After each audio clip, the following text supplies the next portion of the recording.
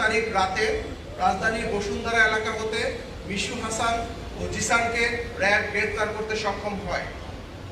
গ্রেফতারকৃতদের জিজ্ঞাসাবাদে প্রাথমিকভাবে আমরা জানতে পারি রাজধানীর গুলশান, বাড়িধারা ও বনানী সহ বিভিন্ন এলাকায় ডিজে পার্টির নামে বিভিন্নভাবে অনৈতিক কার্যক্রম পরিচালিত হয়।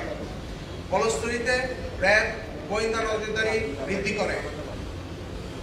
এরই ধারাবাহিকতায় র্যাব সদর দপ্তরের গোয়েন্দা শাখা ও র্যাব ১-এর একটি আভিযানিক দল গত ৪ আগস্ট দিবাগত রাতে রাজধানীর বনানী এলাকা হতে শামসুন নাহার স্মৃতি ওরফে স্মৃতিমণি ওরফে পরিমণি এবং নজরুল ইসলাম ওরফে রাজ সহ ৪ জনকে গ্রেফতার করতে সক্ষম হয়। উদ্ধার করা হয় একটি মিনিবার, পরিচালনা করার বিভিন্ন সরঞ্জামাদি সহ বিভিন্ন বিদেশি মদ ও মদের বোতল সহ ইয়াবা, সীসা, এলএসডি, আইস। প্রাথমিক জিজ্ঞাসাবাদে গ্রেফতারকৃতদের কাছ থেকে চাঞ্চল্যকর তথ্য উদ্ধার করা হয়। গ্রেফতারকৃত শামসুন নাহার স্মৃতি ওরফে স্মৃতিমণি ওরফে পরিমণিকে জিজ্ঞাসাবাদে জানা যায় পিরোজপুরের একটি কলেজ হতে এইচএসসি অধ্যয়নরত অবস্থায় ওনার ঢাকায় আগমন ঘটে। 2014 সালে তিনি প্রথম একটি ছবির মাধ্যমে চিত্রজগতে অন্তর্ভুক্ত হন। তিনি এই পর্যন্ত 30টি সিনেমা সহ 5 থেকে 6টি টিভিসিতে অংশগ্রহণ করেছেন। পিরোজপুর থেকে ঢাকায় এসে চিত্রজগতে প্রিয় অবস্থানের পিছনে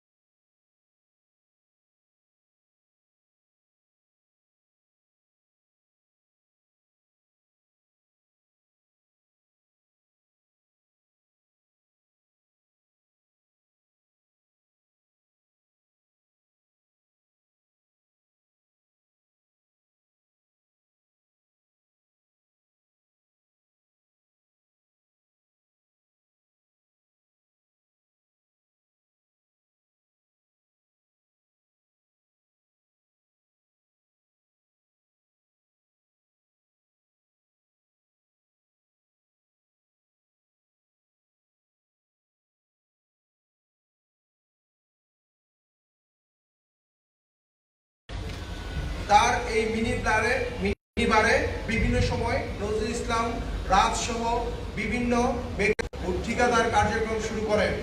পাশাপাশি সঙ্গীত জগতেও তার অনুপ্রবেশ শুরু হয়। তিনি রাজ মাল্টিমিডিয়া নামে একটি মাল্টিমিডিয়ার স্বত্বাধিকারী।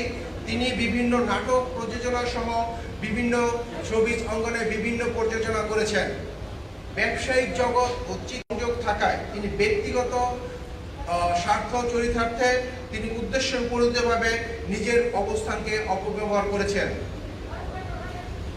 গ্রেফতারকৃত মোহাম্মদ নজরুল ইসলাম ওরফে রাজ ইতিপূর্বে গ্রেফতারকৃত মিশু হাসান ও জিসানের সহযোগিতায় 10-12 জনের একটি সিন্ডিকেট গড়ে তুলেছিল। উক্ত সিন্ডিকেটটি রাজধানী ঢাকার বিভিন্ন অভিজাত এলাকায়, বিভিন্ন গুলশান, বাড়িধারা সহ বিভিন্ন এলাকায় পার্টি সহ ডিজে পার্টির আয়োজন করত। ওই সকল পার্টিতে বিভিন্ন অনৈতিক কার্যক্রম সহ মাদক সেবন সহ বিভিন্ন কার্যক্রম পরিচালিত হতো। উক্ত পার্টিতে অংশগ্রহণকারীদের কাছ থেকে বিভিন্ন পরিমাণে অর্থ সংগ্রহ করা হতো। এরই মাধ্যমে এই সিন্ডিকেটের সদস্যরা বিপুল পরিমাণ অর্থের মালিক হয়ে যায়। তাদের এই প্রতিটি পার্টিতে 15 থেকে 20 জন সদস্য অংশগ্রহণ করত এবং এইসব সিন্ডিকেটে থেকে যাদেরকে তারা বিভিন্ন ব্যক্তিবর্গদের তারা বিদেশে প্লেজার ট্রিপ সহ বিভিন্ন ট্রিপের আয়োজন করত। এই পার্টি আয়োজনের ক্ষেত্রে আগত ব্যক্তিদের চাহিদা ও পছন্দ অনুযায়ী পার্টি সমূহে বিভিন্ন ব্যক্তিবর্গকে পাঠানো হতো। গ্রেফতারকৃত মোহাম্মদ নজরুল ইসলাম ওরফে রাজ এর সিন্ডিকেট সামাজিক যোগাযোগ মাধ্যমের অপব্যবহার করেছে।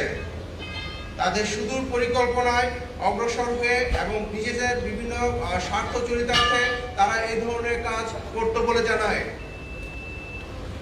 গ্রেপ্তারকৃত রাজ মাল্টিমিডিয়ার কার্যালয়টি অনৈতিক কাজে ব্যবহৃত হতো।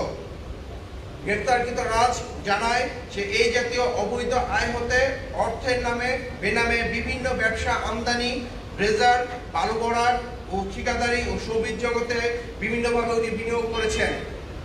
তিনি বর্ণিত ব্যবসায় কয়েকজন অবৈধ অর্থের যোগানদান সম্পর্কে আমাদেরকে তথ্য দিয়েছেন। গ্রেপ্তারকৃতদের ব্যবসায়িক কাঠামোতেও অস্বচ্ছতা রয়েছে। গ্রেপ্তারকৃতদের বিরুদ্ধে আইনানুগ ব্যবস্থা প্রক্রিয়াধীন। ধন্যবাদ। মহিন ভাই, যারা এদের এখানে আসতো তাদের বিষয়ে কোনো তথ্য পাওয়া গিয়েছে কিনা এবং তাদের বিরুদ্ধে কোনো ব্যবস্থা নেওয়া হবে কিনা? আমি বাদল RTV থেকে। ধন্যবাদ আপনাকে। প্রাথমিক জিজ্ঞাসাবাদে আমরা বেশ কিছু গুরুত্বপূর্ণ তথ্য পেয়েছি। এই সকল পার্টি বা ডিজে পার্টিতে কারা অংশগ্রহণ করতেন এবং কারা বিভিন্নভাবে অনৈতিক কাজে লিপ্ত হতেন এই সংক্রান্ত আমরা বিভিন্ন তথ্য পেয়েছি। এই ধরনের তথ্যগুলো উদ্দেশ্য প্রণোদিত কিনা সেটাও যাচাই বাছাই করা হচ্ছে। যাচাই বাছাই পরবর্তীতে তাদের বিরুদ্ধে প্রয়োজনীয় ব্যবস্থা গ্রহণ করা হবে। আমরা তদন্ত করছি, তদন্তের স্বার্থে এখন আমরা আপনাদেরকে বলছি না।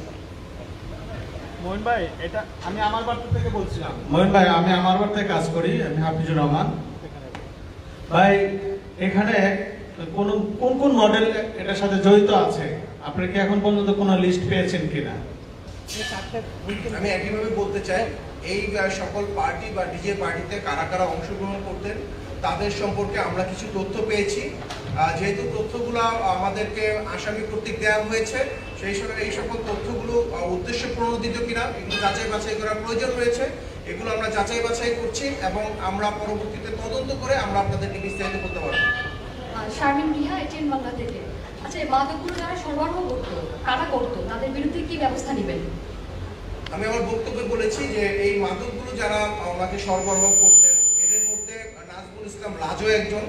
পাশাপাশি আমরা আরো কিছু ব্যক্তিবর্গের তথ্য পেয়েছি যে এখানে কিন্তু মাদকের পরিমাণ কম নয়। এখানে তার মাদকের আমরা যেটা বলেছি 120টি বোতল আগে ব্যবহৃত পেয়েছি এবং স্মৃতিমণির বাসায়, যেটা পরিমণি, ওনার বাসায় আমরা 19টি বিদেশি বোতলও পেয়েছি। তো এই সংক্রান্ত বিভিন্ন তথ্য আমরা পেয়েছি। এদের মধ্যে রাজও একজন, পাশাপাশি আরো কিছু ব্যক্তির তথ্য আমরা পেয়েছি। আমরা আপনারা জানেন গতকালকে আমরা গ্রেপ্তার করেছি মিশু হাসান, জিসান, এদের কাছ থেকে এই সম্পর্কিত কিছু তথ্য সংশ্লিষ্টতা পেয়েছি। সামগ্রিকভাবে আমরা তদন্ত করে দেখছি, যেটা পরবর্তীতে আমরা আপনাদেরকে জানাতে পারবো। কি কি মামলা হবে? এখন পর্যন্ত আমরা যে তথ্যগুলো পেয়েছি, স্মৃতিমণি ও পরিমণির বিরুদ্ধে মাদক নিয়ন্ত্রণ অধিদপ্তরের যে মাদক আইনে মামলা হবে। আমরা রাজের বিরুদ্ধে মাদক নিয়ন্ত্রণ আইন, পাশাপাশি আমরা কিছু ডিজিটাল কন্টেন্ট যেটা পর্নোগ্রাফি রিলেটেড পেয়েছি সেই সম্পর্কিত মামলা প্রক্রিয়াধীন। মোহিন ভাই, আমি জয়নাল, আমি আনন্দ টিভিতে কাজ করি। আমার প্রশ্নটি হচ্ছে, রাজ মাল্টিমিডিয়া যেহেতু বিভিন্ন ধরনের অনৈতিক কাজ হতো, সেক্ষেত্রে কি এটি কি সিলগালা করা হবে কিনা? প্রাথমিক জিজ্ঞাসাবাদে আমরা জেনেছি নজরুল ইসলাম রাজ তার যে প্রযোজনার যে কেরিয়ার এটি শুরু হয় 2014 সালে। তখন তার নিজের নামে কোনো মাল্টিমিডিয়া ছিল না। সে বিভিন্ন নামে বেনামে বিভিন্ন নাটক সহ বিভিন্ন নাটক এবং মিডিয়া যে মুভি সেগুলো উনি প্রযোজনা করে আসছিল। পরবর্তীতে আমরা জেনেছি 2018 সালে তিনি এই রাজ মাল্টিমিডিয়াটি উনি কার্যক্রম শুরু করেন, যার মাধ্যমে তিনি ইতিমধ্যে 2টি সিনেমা প্রযোজনা করছেন। এবং এই রাজ মাল্টিমিডিয়ার যে অফিস আমরা পেয়েছি, সেই অফিসে আমরা নিয়মতান্ত্রিকভাবে গতানুগতিক যে নিয়ম, র্যাব অভিযান পরিচালনা করার ক্ষেত্রে যে র্যাবের একটি গোয়েন্দা দল থাকবে, আভিযানিক দল থাকবে এবং র্যাবের ম্যাজিস্ট্রেট থাকবে, তাদের মাধ্যমে আমরা গতানুগতিকভাবে অভিযান পরিচালনা করেছি। এবং এখন পর্যন্ত আমরা সেই মামলার সাথে এই অভিযানে যে তার অফিস সেটিও তার সাথে অন্তর্ভুক্ত আছে।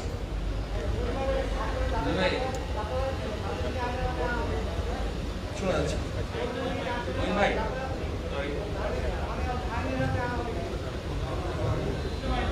আমরা শুনতে পাই না। মোহন ভাই, আমার একটা প্রশ্ন ছিল। আমি লিটন হায়দার, আমি বিডি নিউজে আছি। জি ভাই, সরি, আমি একটু জানতে চাচ্ছিলাম, সেটা হচ্ছে যে আপনি বলেছেন যে পরিমণি উনি 2016 সাল থেকে মাদকাসক্ত, মানে মদের প্রতি তার একটা আসক্তি আছে। আমার প্রশ্নটা ছিল যে পরিমণি এবং রাজের যে মদগুলো উদ্ধার করেছেন, পরিমণির মাদক ব্যবহারের ক্ষেত্রে তার লাইসেন্স ছিল কিনা, মানে বৈধভাবে লাইসেন্স তার করার ক্ষেত্রে তার অনুমতি ছিল কিনা জানেন? আমরা পরিমণির এই অভিযান যে পরিচালনা করেছি, একইভাবে যেটা আমি বলছিলাম, একটি আইন সিদ্ধভাবে গতানুগতিক নিয়ম অনুযায়ী আমরা তার এখানে অভিযান পরিচালনা করেছি। আমাদের এখানে গোয়েন্দা দল ছিল, র্যাবের আভিযানী দল ছিল এবং ম্যাজিস্ট্রেট ছিল। আমরা তার বাসায় অভিযান পরিচালনাকালীন সময়ে বিপুল পরিমাণ মাদক পেয়েছি, যেটা অ্যাকচুয়ালি একটি লাইসেন্সে কাভার করার প্রশ্নই আসে না। পাশাপাশি আমরা তার একটি লাইসেন্সের কপি আমরা পেয়েছি, যেটা আইন সিদ্ধ নয়, যেটা অনেক আগেই সেটা মেয়াদ উত্তীর্ণ ছিল। তো আমরা যে তার লাইসেন্সের যে কপিটি পেয়েছি সেটা মেয়াদ উত্তীর্ণ ছিল এবং সেটা আইন সিদ্ধ ছিল।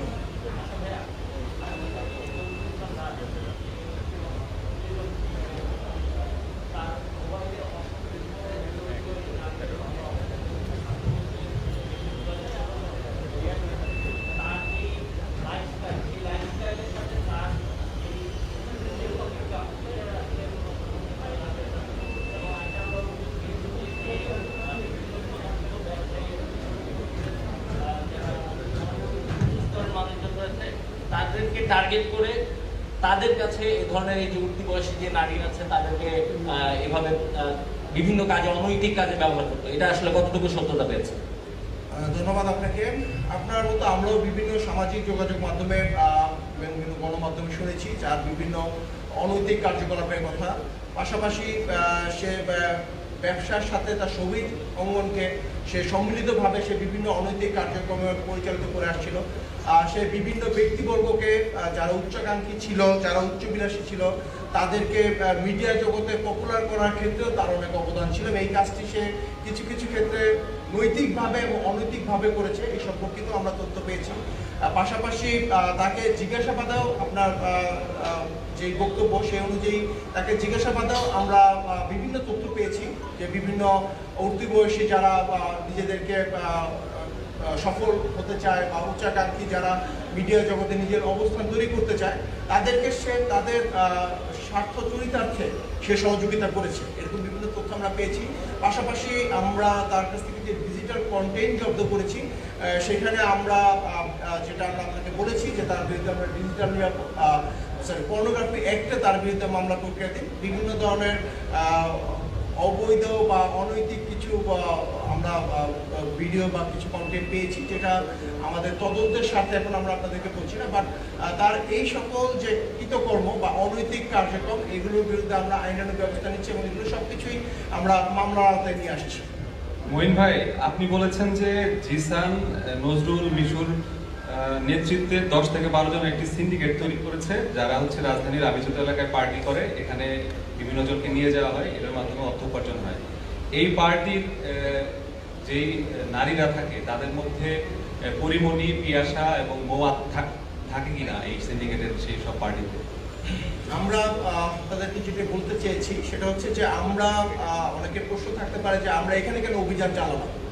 আমাদের মেইন সূত্রটি ছিল, আমরা গত 3রা আগস্ট যে জিসান এবং মিশু হাসানকে গ্রেপ্তার করেছি, তাদের কাছ থেকে সুনির্দিষ্ট অভিজাত এলাকার কিছু সুনির্দিষ্ট বারের সন্ধান পেয়েছি, কিছু ফ্ল্যাটের সন্ধান পেয়েছি, যেখানে অবৈধভাবে মিনি বারের মাধ্যমে অবৈধ কার্যক্রম পরিচালনা করে আসছিল, মাদক নেওয়া হচ্ছিল এবং বিভিন্নভাবে ডিজে সব বিভিন্ন পার্টির আয়োজন করা হচ্ছিল। এর মধ্যে আমরা এই সূত্র ধরেই আমরা এই অভিযান পরিচালনা করেছি। পাশাপাশি আমরা আরও কিছু যে বার বা কিছু ফ্ল্যাটের সন্ধান আমরাও পেয়েছি, সেগুলো তথ্যগুলো আমরা যাচাই বাছাই করছি এবং সেগুলো তথ্য অনেক ক্ষেত্রেই উদ্দেশ্য প্রণোদিত হয়ে থাকতে পারে। আমরা এই তথ্যগুলো যাচাই বাছাই করে পরবর্তীতে আমরা অভিযান পরিচালনা করব।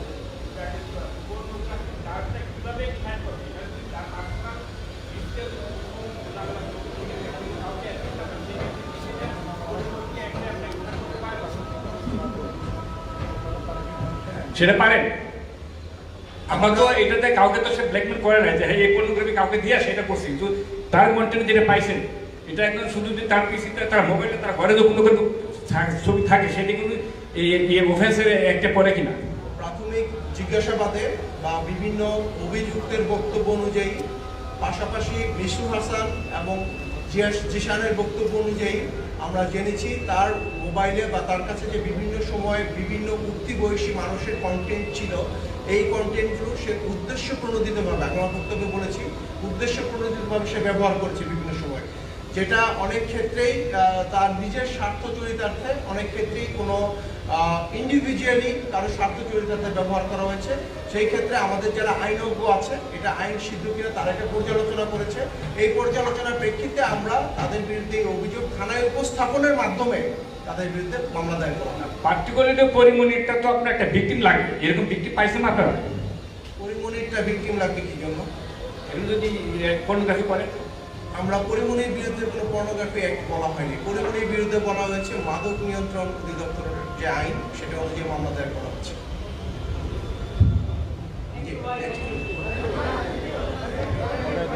ধন্যবাদ। ধন্যবাদ ভাই।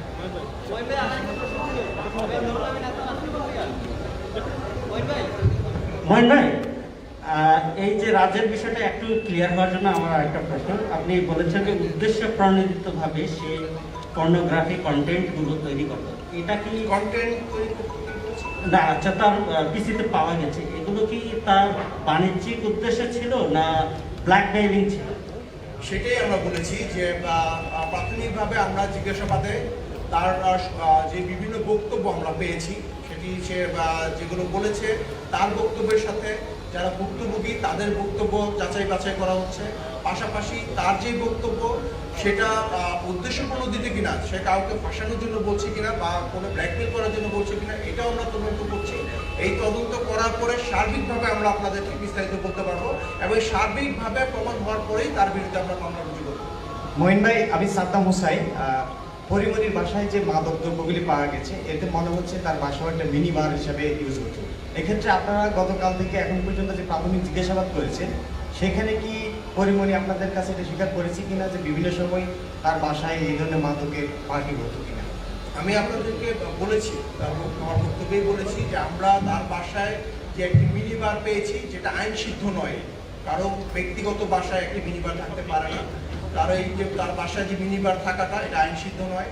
পাশাপাশি উনি আমাদেরকে প্রাথমিক জিজ্ঞাসাবাদে বলেছেন যে উনি অনেক ক্ষেত্রেই, যেহেতু উনি একটু অতিমাত্রায় মাদকাসক্ত মাঝে মাঝে ছিলেন, অনেক ক্ষেত্রে অতিমাত্রায় অ্যালকোহল গ্রহণ করতেন, এই জন্য উনি ওনার প্রাথমিক জিজ্ঞাসাবাদে বলেছেন যে উনি তার বাসায় ফ্ল্যাটে এই ধরনের বার মেনটেন করে দিয়েছেন। পাশাপাশি আমরা রাজের বক্তব্যে আমরা জেনেছি যে বিভিন্ন সময় এই বারে তারা ডিজে পার্টি সহ বিভিন্ন পার্টি আয়োজন করতো, যেখানে রাজ সহ তাদের বিভিন্ন লোকজন এই বারগুলোতে উপস্থিত থাকতো। মহিন ভাই, আসসালামু আলাইকুম। মহিন ভাই, একটা প্রশ্ন আছে। আমি মাসুদ রাহান পলাশ। গতকালকে যখন দেখলাম যে পরিমণি ফেসবুক লাইভে আসলেন, এসে তিনি জানালেন যে তার বাড়িতে কারা যেন আসছে, তাকে হত্যা করতে আসছে। ঠিক এরকম একটা পরিস্থিতিতে তিনি ফেসবুক লাইভে বললেন যে আইন শৃঙ্খলা বাহিনী যদি এসে থাকে তারা কেন পরিচয় দিচ্ছে না। তারপরে বললো যে সাদা কালো পোশাকে আসছে, এসে তাকে মানে তার আসলে ডাকাত শব্দটাও সে উচ্চারণ করছে। তো এরকম একটা সরকারি বাহিনীকে নিয়ে ফেসবুকের মতো একটা জায়গায় অপপ্রচার এবং সরকারি কাজে বাধা দান, এই ব্যাপারে আপনাদের কোনো বক্তব্য বা তার বিরুদ্ধে আসলে কোনো ব্যবস্থা নেওয়ার সুযোগ আছে কিনা? প্রথমত, উনি লাইভে এসে কেন এই ধরনের বক্তব্য প্রদান করলেন, তার আসলেই কোনো উদ্দেশ্য আছে কিনা এবং কেন উনি এই বিভ্রান্তকর তথ্য প্রদান করলেন, এটা আমরা তদন্ত করে দেখছি। কারণ র্যাব যখন অভিযান পরিচালনা করে, গতানুগতিকভাবে র্যাবের গোয়েন্দা শাখা থাকে, র্যাবের আভিযানিক দল থাকে এবং র্যাবের ম্যাজিস্ট্রেট ছিল। এবং আপনারাও গণমাধ্যমের মাধ্যমে দেখেছেন যে এখানে র্যাবের ইউনিফর্ম করা লোক ছিলেন, গোয়েন্দা শাখার লোক ছিলেন, সবাই ছিলেন। তো প্রাথমিকভাবে আমরা মনে করি যেহেতু উনি সংক্ষুব্ধ ছিলেন, উনি ভীত সন্ত্রস্ত ছিলেন, এক্ষেত্রে হয়তো উনি বিভিন্ন কথা বলে থাকতে পারেন, যেটা আমরা যাচাই বাছাই করছি এবং এইটা তদন্ত সাপেক্ষে আমরা প্রয়োজনীয় ব্যবস্থা গ্রহণ করব। ভাই, আমি একটা প্রশ্ন করতে চাচ্ছি। মহিন ভাই, যে পরিমণি নেতৃত্বাধীন এই চক্রের হাতে এখন পর্যন্ত কতগুলো মানুষ ভিকটিম হয়েছেন বা ব্ল্যাকমেলিং এর শিকার হয়েছেন? আমি যেটা আপনাদেরকে বক্তব্য বলেছি যে পরিমণির চক্রগুলি নিয়ে আমরা বলেছি নজরুল ইসলাম, রাজ, তারপরে জিসান, মিশু, এই একটি সম্ভবত চক্র ছিল যারা বিভিন্ন সময় এই ধরনের অপকর্ম করতো, পার্টির নামে বা বিভিন্ন ডিজে পার্টির মাধ্যমে অনৈতিক কার্যকলাপ করতো। এই চক্রে আমি বলেছি যে অলরেডি 10 থেকে 12 জন রয়েছে। এই চক্রকে আমরা বিভিন্নভাবে তাদেরকে গোয়েন্দা জালে আটকে তাদেরকে গ্রেফতারের চেষ্টা করছি। পাশাপাশি এই চক্রের মাধ্যমে কেউ প্রতারিত হয়েছে কিনা এই সম্পর্কে বিভিন্ন তথ্য আমরা পেয়েছি। বাট আমি বারবার আপনাদেরকে বলছি যে এই তথ্যগুলো উদ্দেশ্যপ্রণোদিত কিনা বা কারো স্বার্থ চরিতার্থ করার জন্য কিনা, এটার জন্য আমাদের তদন্ত প্রয়োজন। এই তদন্তগুলো আমরা করছি। এই তদন্ত পরবর্তীতে আমরা আপনাদেরকে ডিটেলস বলতে পারবো। আরেকটা প্রশ্ন আছে। Last question. হ্যাঁ, আরেকটা প্রশ্ন হচ্ছে মঈন ভাই, যে আপনারা যখন এই পরিমণির বাসা থেকে বিভিন্ন মাদক দ্রব্য উদ্ধার করেছেন, এর মধ্যে আমরা দেখতে পেয়েছি যে অতি সম্প্রতি যে মাদকটি আমাদের দেশে এসেছে এলএসডি এবং আইস, এই ধরনের মাদকও রয়েছে। তো আপনারা তদন্তে কি পেয়েছেন? এই মাদকগুলোতে সে কতদিন ধরে আসক্ত বা কাদের কাছ থেকে সে এগুলো সংগ্রহ করতো? ধন্যবাদ। ধন্যবাদ আপনাকে। আমি প্রথমে আমার বক্তব্যে বলেছি যে নায়িকা পরিমণি উনি 2016 সাল থেকে উনি নিয়মিত মাদক সেবন করতেন এবং পরবর্তীতে বিভিন্ন সময়ে উনি বিভিন্ন ধরনের মাদক সেবন করেছেন এবং এটাই হচ্ছে বক্তব্য। ওনার বাসায় আমরা যা পেয়েছি এটাই উপস্থাপন করে উনি বলেছেন যে এটা বাসায় ছিল।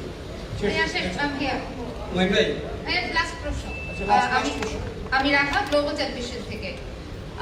আপনি বলছিলেন যে পরিমণি এবং রাজে তারা যে মাদক পেয়েছেন এবং যে পার্টির আয়োজন করতো সেটার ফান্ডিং কারা করতো, এরকম কোনো তথ্য আপনারা পেয়েছেন কিনা? আমি আপনাকে বলেছি যে এই সকল যে পার্টি আয়োজন করা হতো, এই সকল পার্টি থেকে বিপুল পরিমাণ অর্থ তারা উপার্জন করতো। রাজ সহ যে সিন্ডিকেটকে আমরা বলেছি, জিসান, মিশু হাসান, এই চক্রটি বিপুল পরিমাণ অর্থ তারা সংগ্রহ করতো এবং যেটা পরবর্তীতে তারা বিভিন্ন ব্যবসার কাজে ব্যবহৃত করতো। এই চক্রের যারা বিভিন্নভাবে তাদেরকে অর্থ দিয়েছে, আমি সেটাও বলেছি যে তারা বলেছে যে তারা কাদের কাছ থেকে অর্থ নিত এবং কারা এখানে সংশ্লিষ্ট ছিল। এই সংক্রান্ত তথ্য আমরা পর্যালোচনা করছি, পরবর্তীতে আমরা আপনাদেরকে বলবো। ধন্যবাদ।